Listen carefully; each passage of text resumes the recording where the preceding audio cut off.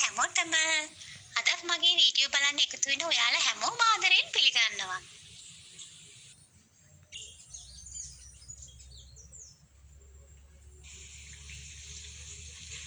මිනිසත් බව ලද අපට ජීවත් වීමේ අයිතිය තියෙනවා වගේම අපේ ජීවිතේට ලොකු වටිනාකමක් තියෙනවා කියලා අපි දන්නවනේ. ඉතින් ඒ වගේම මේ ලෝකේ ජීවත් වෙන සෑම සත්වයෙකුටම ඒ අයිතිය ඒ වගේම ඒ ජීවිතවලට ලොකු වටිනාකමක් තියෙනවා කියලා අපි මතක තියාගන්න ඕනේ. ඔන්න ඒ සිතුවිල්ල පිළිබඳ ඔයාලට හිතන්න ඉඩ තියලා අද මගේ වීඩියෝ එක ආරම්භ කරනවා.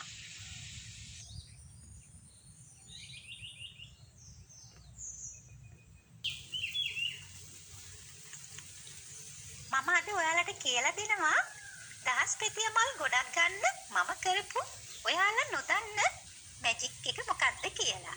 ඉතින් මගේ වීඩියෝ එක අවසන් වෙනකන් රැඳිලා හිටියොත් ඔන්න ඔයාලට ඒ ඔක්කොම දැනගන්න පුළුවන් වේවි.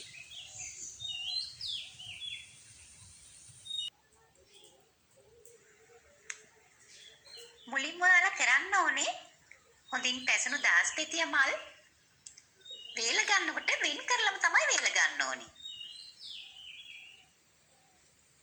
ඔන්න ඔයාලට මේ පේනවා මෙන්න මේ විදිහට වෙන් කරගෙන වේල ගන්න. ඊට පස්සේ ඔයාලා දහස් පෙතිය මල් සතියක් විතර වේලුවට පස්සේ නැවත බීජ වෙන් කරලා ඉවරලා මෙන්න මේ විදිහට දින 3ක් විතර වේල ගන්න.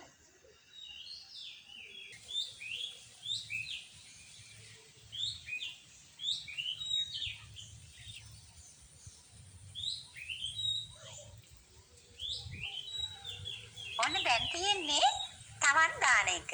ඉතින් මේක ඔයාලට පෝච්චි වල හරි තවානක හරි කරන්න පුළුවන්. ඔන්න ඉතින් එතකොටත් කරන්න වෙන්නේ ඔයාලා මේ දාස් පෙතියා මලේ බීජ වෙන්ව තමා පෝච්චි හරි තවානක හරි දාගන්න ඕනේ.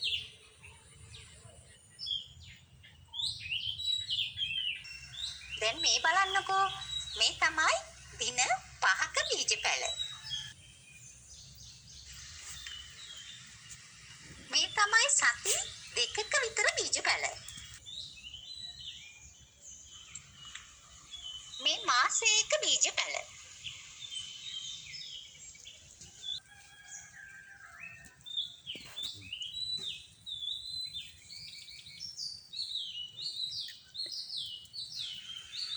ඔන්න ඉතින් දැන් ඔයාලා මේ කියන දේ හොඳින් අහගන්නකෝ. දැන් ඔයාලා දන්නවනේ ඔයාලා දාන බීජ ප්‍රමාණය තරම. ඒ නිසා ඒ අනුව අපිට තේරෙනවා සාමාන්‍යයෙන් මලක බීජ ප්‍රවාහන ප්‍රතිශතයේ 85ක් විතර තියෙන කොටස මොකක්ද කියලා. ඉතින් ඔයාලා දන්නවා ප්‍රවාහන ප්‍රතිශතය කියන්නේ පැලවීමේ සම්භාවිතාව. ඉතින් ඔයාලා දාපු බීජ වලින් වෙන්වෙන්ව දාලා තියෙන නිසා ඔයාලට අඳුර ගන්න පුළුවන් පහසුවෙන්ම 85ක සම්භාවිතාව තියෙන මොන තවානේද මොන පෝච්චිද කියලා. ඉතින් ඔන්න ඒ අනුව ඔයාලට තේරෙයි පසු කාලීනව කියලා ඕනනම් බලන්න 85ට වැඩිය පැලවීමේ සම්භාවිතාව අඩු පාර්තියේ බීජ තියලා බලන්න ඔයාලා බීජ පැල ටික ඒවා નિසරු වෙනවා අනිවාර්යයෙන්ම තිබුණත් මලක් දෙකක් තමයි හැදෙන්නේ. ඉතින් අර 85ක් විතර පැලවීමේ සම්භාවිතාව තිබුණ අර පාර්තියෙන් අරගෙන ඔයාලා බීජ එහෙම්මම තියන්න බලන්න. ඒකේ මල් ඵලදාව වැඩි. ඉතින් ඔන්න ඔය දේ තමයි මං කියන්න හැදුව පළවෙනි රහස. ඉතින් මේකට හේතුව තමයි අර මල් වෙන්න දානකොට ඔයාලට අඳුර ගන්න පුළුවන්. ඉතින් මේ මල කොච්චර පැහිලා තිබුණත් සමහර වෙලාවට ඒකේ බීජවල යම්කිසි දුර්වලතාවයක් තියෙන්න පුළුවන්. ඉතින් ඒ දුර්වලතාවය ඒක දීර්ඝ කාලීනව ඒ පැලයට බලපානවා. ඒකයි අර මල් ඵලදාව එන්නේ නැත්තේ. ඉතින් මේ ක්‍රමය කරද්දී කවදාක්වත් ඔයාලට වරදින්නේ නැහැ. අනිවාර්යයෙන්ම මේ මල් වවන එක සාර්ථක වෙනවා. ඔන්න ඉතින් පළවෙනි ක්‍රමය. ඔන්න දෙවෙනි ක්‍රමයට යන්න තමයි මම මේ දැන් හදන්නේ. මම හිතනවා ඔයාලට දැන් මේ ක්‍රමය පහසුවෙන් අඳුර ගන්න පුළුවන් වෙයි කියලා. අර පැලවීමේ සම්භාවිතාව අඩු මලේ බීජවල පැල කොහොමත් ඉතින් මුලින්දම්ම ඒ හීනතාවය දුර්වලතාවය පෙන්නවා. ඉතින් ඒක නිසා ඊළඟ අපි තෝරගන්න ඕනේ අර පැලවීමේ සම්භාවිතාව 85ක් තිබුණ බීජ පැල ටික කියලා. ඉතින් ඔන්න ওই ක්‍රමය අනුගමනය කරනකොට ඉතින් ඔයාලට සාර්ථකව පළවෙනි ක්‍රමය ජය ගන්න පුළුවන්.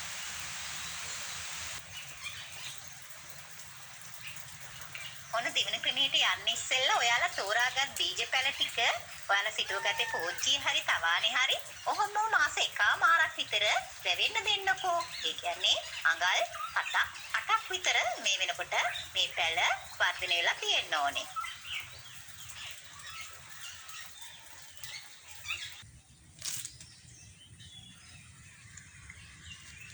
ඔයාලා මෙතෙක් කරේ කෙලින්ම බීජ තවන් දාලා එහෙම්මම මල් පළදා වෙනකම් පොහොර ටිකක් දාලා එහෙම බලාගත් එක නේද? ඉතින් මෙතෙන්දි ඔයාලා ගොඩක් අයට ගස සරුවට තිබුණට මල් ආවේ නැහැ නේද මං කියපු තරම්.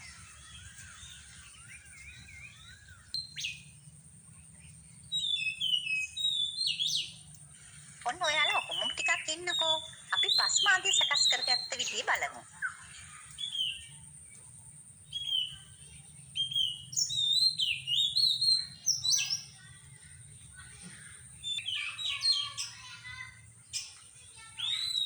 මම මේට අවුරුදු දෙකකට කලින් මෙන්න මේ විදිහට මගේ පස්මාදිය සකස් කළා.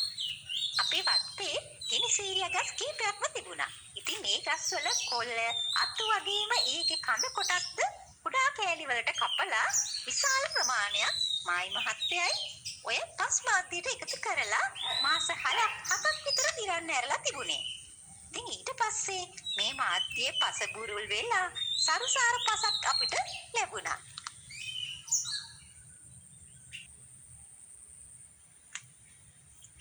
ඉතින් ඔයාලා මගේ කලින් වීඩියෝ නරඹුවා නම් පේනවා මගේ වත්තේ හැමදාම දාස් පෙතිය මල් යායක් තියෙනවා.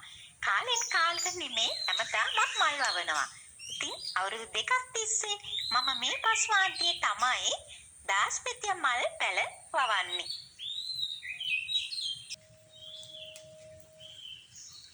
ඔන්න අපි ඊළඟ වැඩේට යමු. ඔන්න දැන් මාස එකමාරක් වුණු දාස්පෙතිය පැල මේ වෙනකොට අඟල් 7-8ක් 9ක් විතර වර්ධනය වෙලා තියෙන්නේ. ඔන්න දැන් තමයි අපිට ඊළඟ වැඩේ කරන්න තියෙන්නේ. ඔන්න ඉතින් දාස්පෙතිය ගහට දරන්න බැරි වෙන්න මල් ගන්න ක්‍රමේ තමයි මම දැන් මේ කියා දෙන්නේ. තෝරාගත් බීජ පැල ටික දැන් මාධ්‍යයෙන් අපි මිරිස් පැල ගලවනවා වගේ ගලවලා සකස් කරගත් පස්මාද්‍යයේ පැල දෙක ගානේ අඩි 1මාරක් විතර දුරින් සිටවන්න තියෙන්නේ. හැබැයි මිරිස් පැලවල දැල්ල කඩනවා වගේ මේ පැලේ දැල්ල කඩන්නේ නැහැ.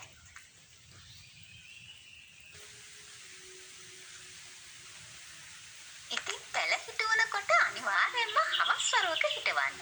වතුර දාන්න හවස් වරුවම තෝරගන්න. දින 4-5 වෙනකම් මෙයාලා අනේ මට බැහැ වගේ මැලවිලා ඉදී. ගණන් ගන්න එපා. මෙයාලා නැගිටිනවා.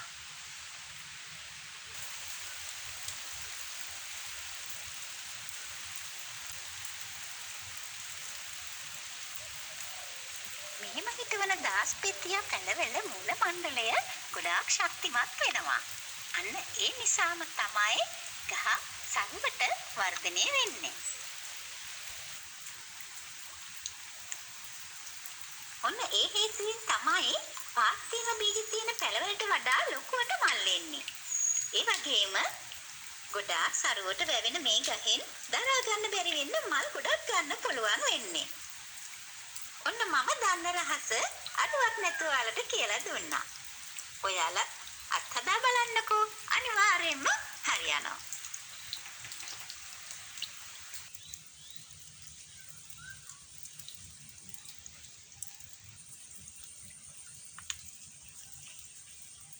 අද මගේ වීඩියෝ එක ඔයාලට ගොඩක් වැදගත් වෙයි කියලා හිතනවා. මගේ වීඩියෝ බලලා ලයික් කරලා කමෙන්ට් දාලා මාව දිරිගන්නන ඔයාලා හැමෝටම ගොඩක් ස්තුතියි.